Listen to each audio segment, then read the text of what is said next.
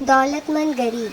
सीख कबाब की खुशबू आदिल की भूख को बढ़ा रही थी, लेकिन वो सिर्फ लोगों को कबाब खाते हुए देख सकता था। अपनी बड़ी सी गाड़ी में बैठे सेठ उमर प्लेट भर कर सीख कबाब और शामी कबाब गरम रोटी से खा रहे थे। उनका बेटा, जो आदिल के हम उम्र होगा, वो भी उनके साथ मज़े से खा रहा था। वो अक्सर इस होटल में आते थे। आदिल इस होटल में वेटर का काम करता था। उसका काम होटल के सामने खड़ी गाड़ियों में आए हुए लोगों से ऑर्डर लेना और उनको खाना देना था। आदिल को इस दुनिया में अपने गरीब चाचा के सिवा कोई ना था। उसके साथ वो रहता था। आदिल की कमाई कम थी, जिससे जैसे तैसे गुजारा हो रहा था। जिस होटल में वो काम करता था, वहाँ का खाना बहुत महंगा था। आदिल वो खाना खरीद कर तो हरगिज नहीं खा सकता था। हाँ, अगर कभी होटल के मालिक खुश होते थे तो सभी वेटर को खाना खिला देते थे, लेकिन ऐसा भी महीने में एक आध बार ही हुआ करता था। आदिल की ख्वाहिश थी कि वो भी अमीर हो और खाना खरीद कोई वेटर उसे भी खाना पेश करे, उसका हुक्म माने। लेकिन ये सब तो मुमकिन नहीं था। वो सिर्फ अमीर होने का सोच सकता था। वो सेठ उमर को हसरत से देखकर सोच रहा था कि ये कितने खुशनसीब है और मैं कितना बदनसीब हूँ। वह ऐसा सोचकर उदास हो जाता था।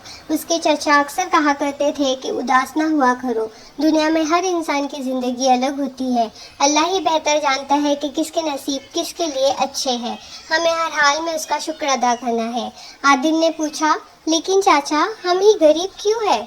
चचा समझाते, बेटा, दुनिया में सिर्फ हम ही नहीं, लाखों लोग गरीब हैं। अमीर लोगों को अपने मसाइल होते हैं और गरीबों को अपने। अल्लाह सबको आजमाता है। आदिल अक्सर चचा से बहस करता और कभी कभी उसे उनकी बातों से सुकून भी मिलता था। उस दिन आदिल बहुत उदासी से लोगों को खाना खाते देख रहा था। बारिश का मौसम था और लोगों की भीड़ भी बहुत ज़्यादा थी।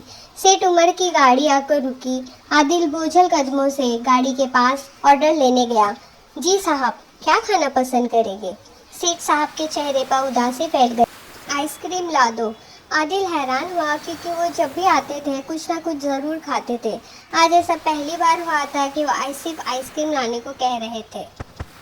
उसी दौरान होटल के मालिक, जो सेठ उमर के दोस्त थे, वो भी वहाँ आ गए और कहा, उमर साहब, आज सिर्फ आइसक्रीम से पेट भरेंगे क्या?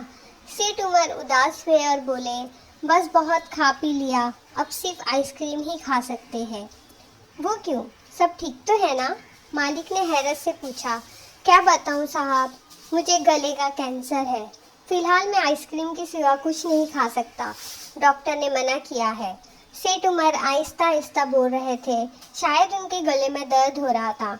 आदिल ने आंखें फाड़कर हैरत से सेठ उमर की बात सुनी और आइसक्रीम लेने चल पड़ा। सेठ उमर अपना हाल बता रहे थे और आदिल के जहन में चचा की बातें गूंज रही थी कि अल्लाह सबको आजमाता है। आदिल के पास दुनिया की सबसे बड़ी दौलत सेहत थी। अचानक उसे लगा कि वो सेठ उमर से भी ज़्यादा अमीर हो गया है। प्लीज़ मेरे चैनल को सब्सक्राइब करें और जल्दी से 1000 सब्सक्राइबर का टारगेट पूरा करें। बाय।